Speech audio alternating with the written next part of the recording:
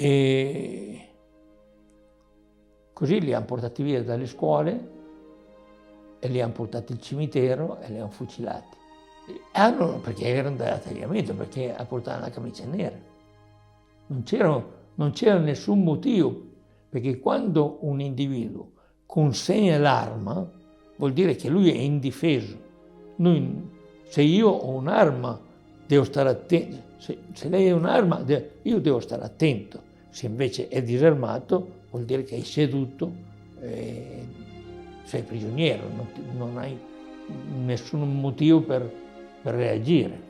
Oggi come oggi, dopo aver guardato tanti libri, avrei trovato qualche cosa. Non potevano, loro non avevano mai fatto parte dei rastrellamenti. Poi, come ripeto, noi dei rastrellamenti ne abbiamo fatto centinaia, ma noi ci abbiamo rimesso le penne sempre senza poterne. Dopo, se c'è stato qualcuno fatto prigioniero, se c'è stato qualcuno che si doveva far parlare e lui non parlava, questo era il reparto di polizia, ma non era la forza armata. La forza armata tutt'al più un soldato prendeva uno sospettoso, uno giovane, ad esempio, che doveva essere via militare perché è di leva. Ecco, questi potevano essere. Che dopo ci sia stato in mezzo a noi, come c'è dappertutto, non discuto. Io so che personalmente la mia compagnia non c'entra in niente. So che noi eravamo dei buonfratelli, ecco. Noi eravamo lì in postazione sotto sto ponte che si doveva guardare e la mattina io parto con la bicicletta da bersagliere e vado a Corteno, ecco come si chiama il paese, dove avevamo le armi, i cannoni piazzati e dove c'era la base generale dell'attagliamento. Vado a Corteno perché andavo lì dove c'era la stazione radio, ecco, e lì facevano il caffè. Sono andato con il mio marmitone a prendere il caffè per noi 6. Se no che come arrivo lì trovo una donna e mi dice: sono scappati via tutti perché è finita la guerra. Attenzione, attenzione, ripetiamo. Benito Mussolini, catturato mentre tentava di raggiungere il confine svizzero travestito da soldato tedesco, è stato giustiziato questa mattina in una località ancora imprecisata sulla riva del lago di Como. Allora, ma come non scappato di chi? Ho pensato, ma come hanno fatto a passare da noi se c'è la sentinella? Avrebbe dato l'allarme. E invece o la sentinella ha trovato uno e le ha detto vieni via con noi, perché il reparto è passato schierato dalla Prica per Edolo, è andato su a Ponte di Legno, al Tonale, e fino a dopo il Tonale ha ceduto le armi e bruciata la bandiera. Una notte c'è stato un attacco, hanno sparato contro, ma non è successo niente. Noi invece, sprovveduti, siamo rimasti in 2, con la bicicletta bersagliere e la camicia nera addosso, senza niente. Il moschetto era attaccato alla canna, come si usava a portare.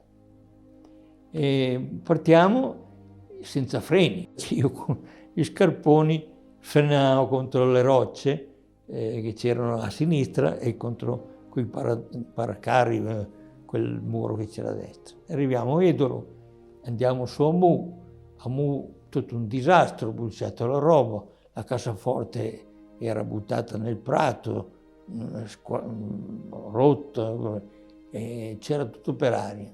Allora noi, non sapendo cosa fare, siamo andati dove eravamo in distaccamento a Sonico. Andiamo a Sonico e chiedo all'ingegnere, che ci conosceva bene, se aveva qualche cosa da darci in cambio e noi saremmo partiti Borghese. abbiamo consegnato i 2 moschetti lì, anzi li ho messi nella cantina, c'era un buco così, ho messo dentro la camicia con le attaccata. Arriviamo a Capo di Ponte.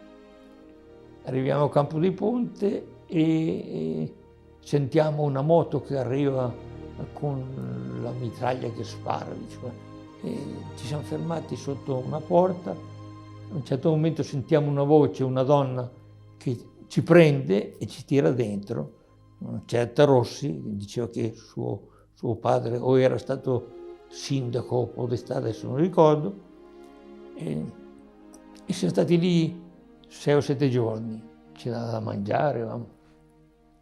Poi ci lascia avere un foglietto di carta come salvacondotto e che diceva che noi eravamo della TOT. Ci mettiamo sulla strada, arriviamo lì, c'è un posto di blocco, i documenti, non avevamo niente. Allora mi hanno portato via l'orologio che era uno di quei caduti e la bottiglia della grappa, e poi dicevo, bene, se siete da TOT potete andare. E noi giriamo per andare fuori dalla porta.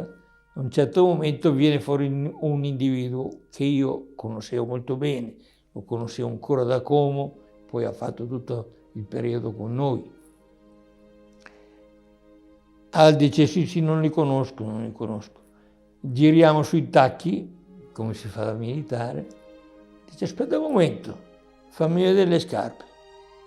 Come ha visto le scarpe, ha detto, sono della tagliamento. Allora ho cominciato, ma non a prendermi per mano, dire vieni con me, no? Cazzotti, pugni, botte, orbi.